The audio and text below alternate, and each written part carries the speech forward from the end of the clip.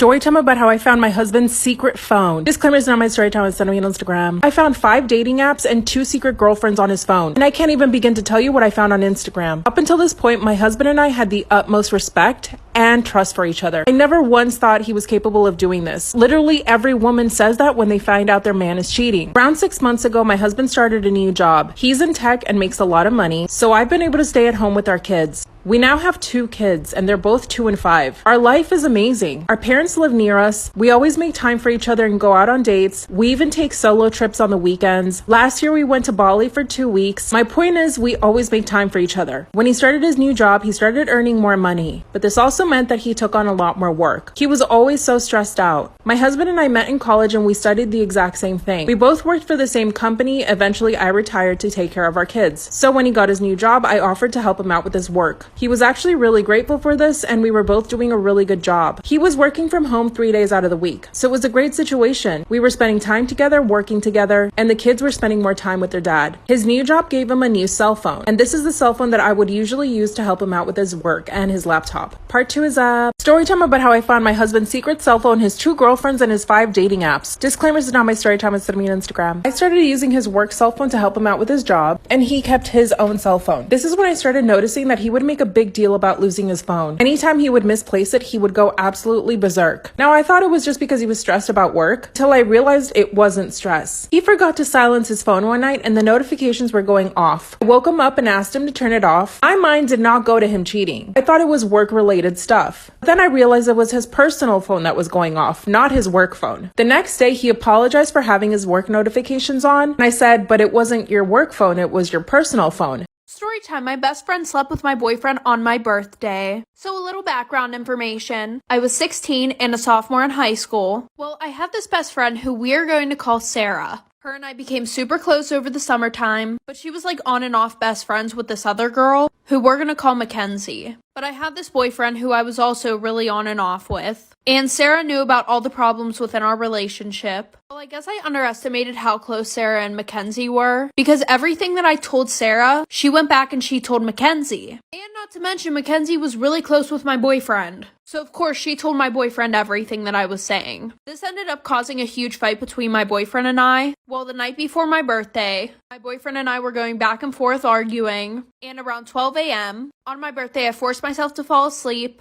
And at around 1 a.m., I woke up to 20 Snapchat notifications, all from my boyfriend. And when I opened them, I saw the worst thing ever. Like for part 2.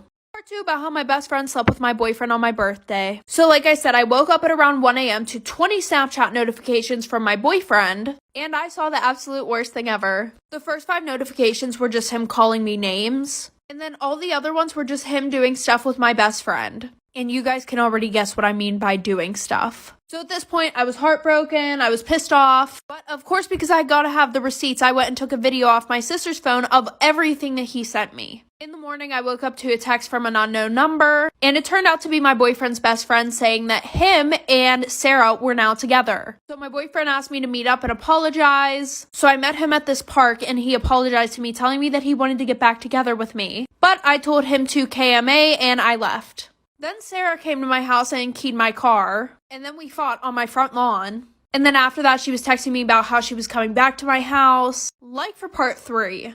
Part 3 about how my best friend slept with my boyfriend. So like I said, she came to my house and she keyed my car. And I caught her, so I went outside. We fought on my front lawn. After she left, she kept sending me messages saying that she was coming back to my house so we could fight again. But she was blocked, so I didn't get any of the messages. And then my ex came to my house and brought me flowers. And this was all in a span of 1 day. So because it was my birthday party, my cousins were at my house, and I already told them everything that happened. So they went outside, and they fought him. Well, then I ended up sending all the videos to his parents, her parents, his siblings, aunts, uncles, cousins who loved me. Then I also decided to take legal action, and I sent the cops all of the screenshots of Sarah harassing me. And my sister got a video of us fighting, so I sent that to them too. Well, since she was 18 and I literally just turned 16, she got 3 months in county jail for minor harassment and minor physical altercations. So in the end, I think I won.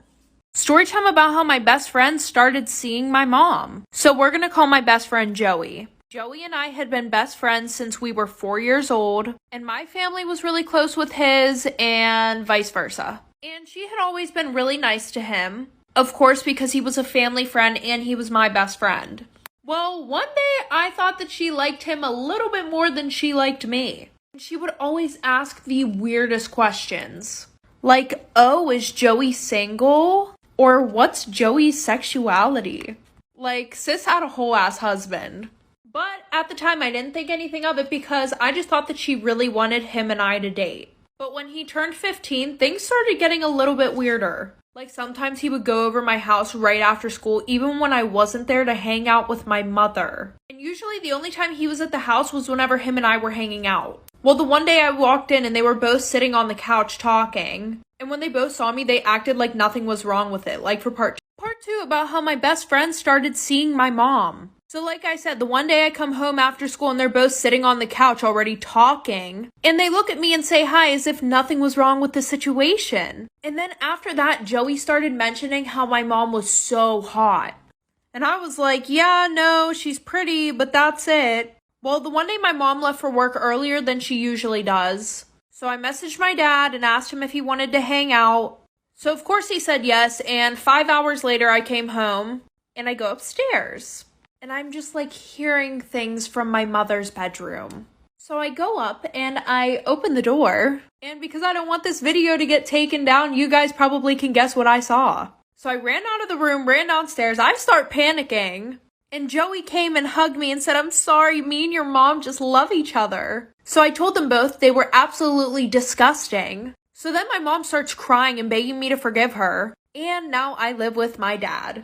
Story time about how I had my boyfriend beat up for cheating on me with 20 girls and my best friend, and abusing me. As he had me pinned up against the wall, I managed to kick him and he let me go. I ran for my life. I went straight to my parents' house and told them everything. By the way, my dad is an ex-cop, so I knew my boyfriend was not going to chase me to my parents' house. My dad called his connections and got them to find my boyfriend. My dad was trying to convince me to press charges against him, but I just couldn't do it. So they had to let him go. After a few days, I noticed my now ex is starting to follow me around. I noticed his car following me at night, and anytime I parked in a public space, he would try to park right near me. One night as I was leaving my job, I was getting into my car and he came running at me. That's when he grabbed my face and told me that he still wanted to be with me and that I couldn't be with anybody else. He was acting crazy. Then he tried to force me to get into his car, but I fought him off. I told him that he would regret it if he didn't leave me alone, and he finally left. Right then and there, I called a few friends and told them that I needed help. And they knew what I meant by that. They ended up beating him up and he was left with a broken ankle. And he never tried looking for me again. Now when he sees me around town, he literally runs away. I even started a Facebook group with all the girls that he cheated on. And we're basically spreading the word about what this guy is really like. If you have anyone in your life that is like this, or anyone that tries to force you to do anything or mistreats you, please speak out. I'm so much happier.